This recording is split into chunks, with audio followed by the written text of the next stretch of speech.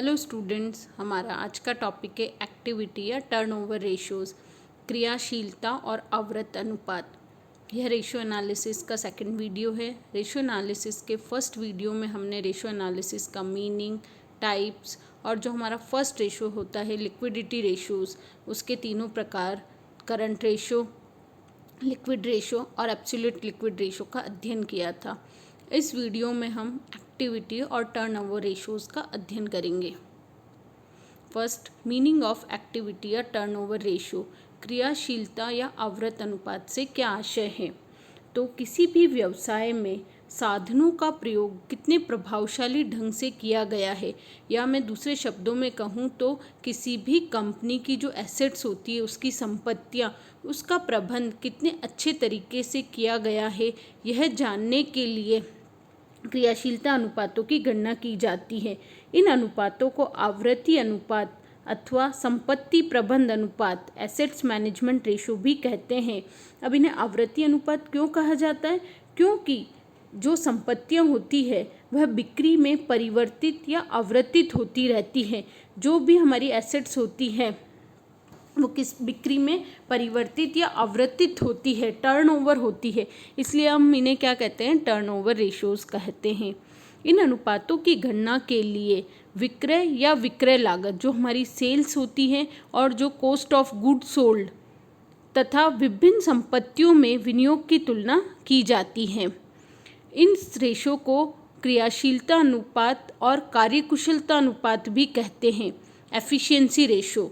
क्यों? क्योंकि किसी भी बिजनेस या कंपनी कितना एफिशिएंटली वर्क कर रही है, यह इन अनुपातों की सहायता से हमें ज्ञात होता है। टाइप ऑफ एक्टिविटी रेशियो या टाइप ऑफ टर्नओवर रेशियोज, क्रियाशीलता अनुपात के प्रकार। इसमें फर्स्ट है जैसे स्टॉक टर्नओवर रेशियो, हिंदी में हमें स्कंध आवृत्त अनुपात कहते हैं। डेटर्स टर्नओवर रेशियो, देनदार आवृत्त अनुपात। क्रेडिटर्स टर्नओवर रेशियो, लेनदार आवृत्त अनुपात। टोटल एसेट्स, कुल संपत्ति। फिक्स्ड एसेट्स, स्थायी संपत्ति। करंट एसेट्स, चालू संपत्ति। ये सब एसेट्स के प्रकार हैं। मैंने कहा ना, इसे हम एसेट्स मैनेजमेंट रेशियो भी कहते हैं कि कंपनी अपनी संपत्तियों का प्रबंध कितने उचित तरीके से कर रही है, यह हम इन अनुपातों की सहायता से ज्ञात करते हैं। तो आगे की स्लाइड्स में हम one by one in ratios का क्या मीनिंग है, क्या फॉर्मूला है, हम डिटेल में अध्ययन करेंगे। फर्स्ट है स्टॉक टर्नओवर रेशियो, स्कंध आवृत्त अनुपात। स्कंध से आप सभी समझते हैं, स्कंध यानी जो भी कंपनी का स्टॉक है। अब वो स्टॉक जो कंपनी का रॉ मटेरियल हो सकता है, वर्क इन प्रोग्रेस हो सकता है, कंपनी का फिनिश गुड्स जो कंपनी का स्टॉक होता है। अब स्टॉक टर्नओवर रेशियो हम कैसे कैलकुलेट करते हैं? स्टॉक टर्नओवर रेशियो या स्कंध आवृत्त अनुपात माल के औसत स्टॉक और बेची गई वस्तु की लागत के मध्य संबंध स्थापित करता है। अब जो मैंने बोला, इसमें अब दो चीज़ आई है, औसत स्टॉक यानी एवरेज स्टॉक, और बेची गई वस्तु की लागत यानी जो भी वस्तु हम विक्रय करते हैं उसकी लागत क्या है, जिसे हम क्या बोलते हैं? कॉस्ट ऑफ गुड सोल्ड, और शॉर्ट में हम बोलते हैं COGS। तो स्टॉक टर्नओवर रेशियो एक इम्पॉर्टेंट रेशियो है जो हमें बेचे गए माल की लागत और औसत स्टॉक के मध्य संबंध बताता है। इसका आप फॉर्मूला देखिए स्टॉक टर्नओवर रेशियो का। स्टॉक टर्नओवर रेशियो का फॉर्मूला है COGS, cost of good sold divided by average inventory. Average inventory औसत स्टॉक। अब COGS कैसे कैलकुलेट करते हैं? Sales minus gross profit. जितनी भी आपकी बिक्री है उसमें से हम हमारा ग्रॉस प्रॉफिट यानी सकल लाभ माइनस कर देते हैं, तो जो हमें प्राप्त होता है वह क्या कहलाता है? COGS। इसका एक दूसरा फॉर्मूला और है COGS ज्ञात करने का, जिसमें हम opening stock plus purchase plus direct expenses minus closing stock करते हैं। इन फार्मूलाज को मैं और डिटेल में आपको, जब हम इसके प्रैक्टिकल क्वेश्चंस करेंगे तो ये सभी चीज़ें आपको समय और क्लियर हो जाएगी। अभी आप फार्मूला समझिए, क्या होता है stock turnover ratio? Cost of good sold divided by average inventory. अब एवरेज इन्वेंट्री का क्या मीनिंग होता है? Opening stock plus closing stock divided by 2, कि जो भी आपको वहाँ बैलेंस शीट में गिवन होगा इसके जो क्वेश्चंस आते हैं रेशियो एनालिसिस के, हमें किसी भी कंपनी की 2 साल की बैलेंस शीट गिवन होती है, तो opening stock closing stock given होगा, opening plus closing divided by 2। यदि हमें ओपनिंग स्टॉक नहीं गिवन है तो जो क्लोजिंग स्टॉक हमें दिया हुआ होगा उसे ही हम एवरेज स्टॉक मानेंगे, उसे हम डिवाइडेड बाय 2 नहीं करेंगे। मैं इसके प्रैक्टिकल क्वेश्चंस करवाऊंगी, तब और आपको डिटेल में समझ में आ जाएगा। अब एक इसका जस्ट उल्टा जो रेशो होता है वो कहलाता है स्टॉक वेलोसिटी। स्टॉक वेलोसिटी निकालने के लिए हम स्टॉक वेलोसिटी का फॉर्मूला होता है नंबर ऑफ डेज, जिसे हम हिंदी में स्कंद गति बोलते हैं।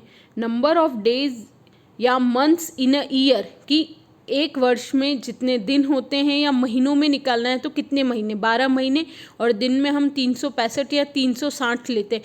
डिवाइडेड बाय हम स्टॉक टर्नओवर रेशो करेंगे तो हमें एक पर्टिकुलर मंथ या डेज का हमें पता चल जाएंगे कि इतने दिनों में हमारा स्कंद क्या होता है, टर्नओवर होता है।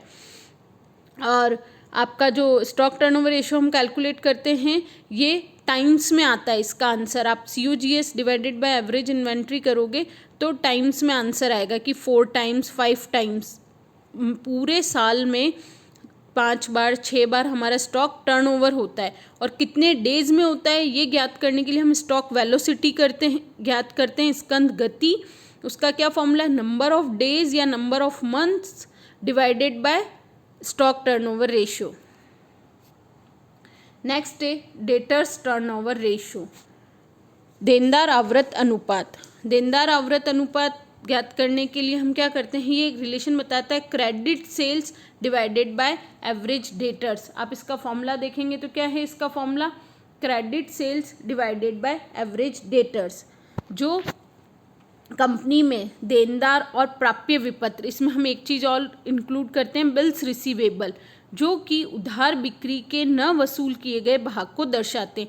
देनदार और बिल्स रिसीवेबल क्या शो करते हैं, जो हमने उधार बिक्री की है। तो यदि कोई संस्था अपने देनदारों की एवं उचित समय में वसूली करने में समर्थ नहीं है तो उसके कोष अनावश्यक रूप से प्राप्यों में फंस जाएंगे। अतः यह जानने के लिए कि कोई भी कंपनी अपनी उधार वसूली में कहाँ तक सफल हुई है, हम किसकी गणना करते हैं, देनदार आवृत अनुपात की। देनदार आवृत अनुपात का फॉर्मूला है क्रेडिट सेल्स, मतलब टोटल सेल्स का, कुल विक्रय का वह भाग जो हमने उधार बेचा है। तो हम इसमें से क्या घटा देंगे, हमारी जो टोटल सेल्स होगी उसमें से कैश सेल्स घटा देंगे, कोई सेल्स रिटर्न है तो वो लेस कर देंगे, बाद में जो बचेगा वो क्या कहलाएगा, हमारा credit sales. Credit sales divided by average debtors. अब एवरेज डेटर कैसे कैलकुलेट करते हैं, opening debtors plus opening bills receivable plus closing debtors plus closing bills receivable divided by 2। इसमें भी हम रेशो के जो भी फॉर्मूलेज हैं हम जब प्रैक्टिकल करेंगे तो यही बात एप्लीकेबल होगी कि हमें जो बैलेंस शीट में गिवन होगा हम उसे ही आधार मानकर क्वेश्चन सॉल्व करेंगे। यदि क्वेश्चन में केवल क्लोजिंग डेटर्स और बिल्स रिसीवेबल गिवन है तो हम credit sales divided by average debtors उन्हें ही मानेंगे, हम उन्हें डिवाइडेड बाय 2 नहीं करेंगे। डिवाइडेड बाय 2 कब होगा, जब ओपनिंग और क्लोजिंग दोनों का अमाउंट बैलेंस शीट में गिवन होगा। तो आपको समझ में आया देनदार आवृत अनुपात क्या है, credit sales divided by average debtors. Next है क्रेडिटर्स टर्नओवर रेशो। जैसे अभी हमने डेटर्स टर्नओवर रेशो पढ़ा, देनदार आवृत अनुपात कि हमारे कंपनी की जो उधार बिक्री है उसकी कितने में वसूली होती है। तो जैसे कंपनी में उधार बिक्री होती है वैसे ही हम कंपनी में क्या करते हैं, उधार क्रय भी करते हैं। तो उधार क्रय से क्या बनते हैं, क्रेडिटर्स या बिल्स पेबल। तो क्रेडिटर्स टर्नओवर रेशो किसके बीच में रिलेशनशिप है, credit purchase divided by average creditors. उसमें हमने क्या किया था, credit sales divided by average debtors. इसमें क्या करना है, credit purchase divided by average creditors. Average creditors कैसे कैलकुलेट होंगे, opening creditors plus bills payable. उसमें क्या था, बिल्स रिसीवेबल। इसमें opening creditor plus bills payable plus closing creditor plus bills payable divided by 2। Average निकालना है तो opening plus closing divided by 2 किया जाएगा।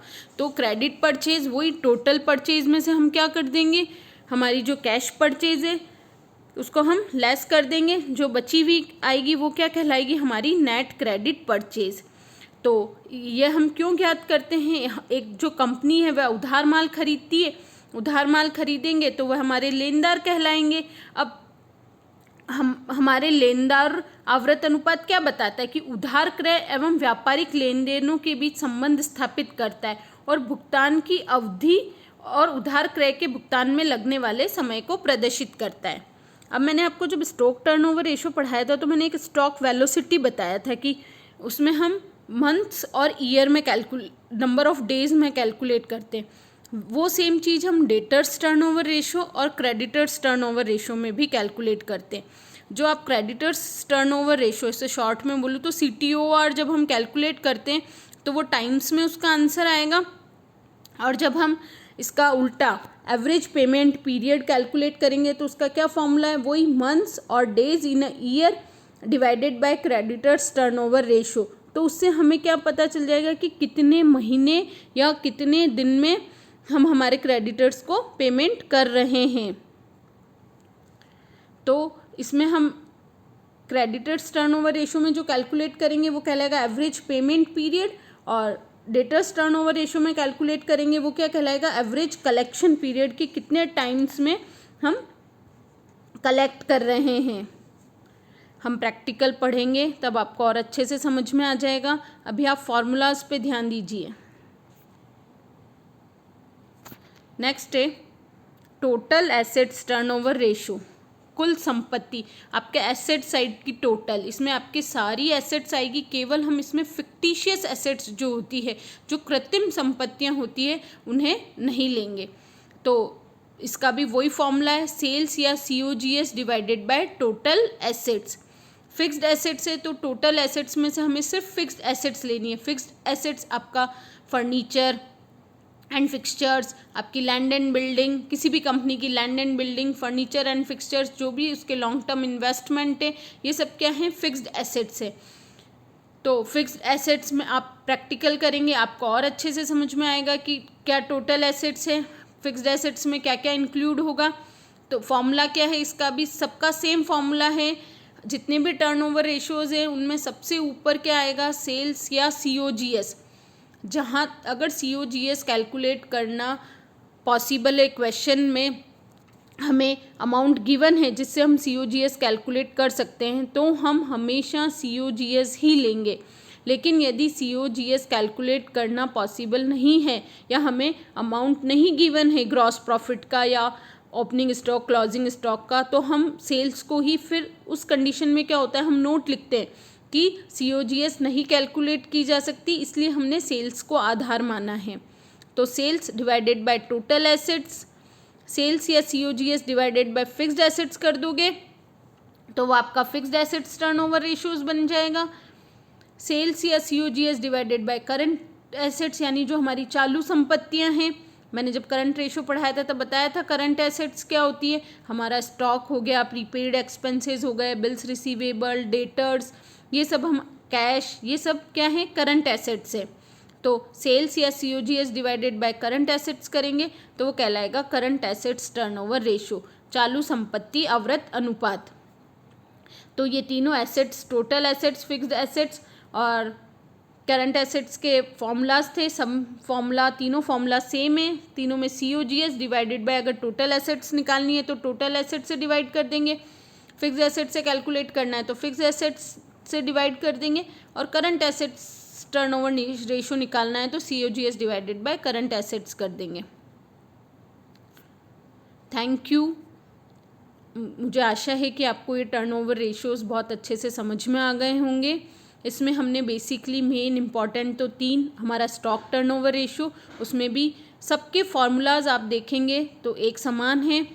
सब में ऊपर COGS या सेल्स है, डिवाइडेड बाय, हमें स्टॉक टर्नओवर रेशियो निकालना है तो COGS divided by average stock. Second हमने पढ़ा था debtors turnover ratio. Debtors turnover ratio में sales divided by average debtors है। क्रेडिटर्स टर्नओवर रेशियो में purchase divided by average creditors है। उसके बाद हमने तीनों एसेट्स टर्नओवर रेशियो पढ़े थे, इनमें COGS डिवाइडेड बाय अगर टोटल एसेट्स निकालना है तो हम टोटल एसेट से डिवाइड कर देंगे, और फिक्स्ड एसेट से कैलकुलेट करना है तो फिक्स्ड एसेट से डिवाइड कर देंगे, करंट एसेट्स तो करंट एसेट से डिवाइड कर देंगे। Thank you. आपको इस वीडियो से रिलेटेड कोई भी क्वेरी है तो आप कमेंट बॉक्स में लिखकर पूछ सकते हैं। Stay home, stay safe.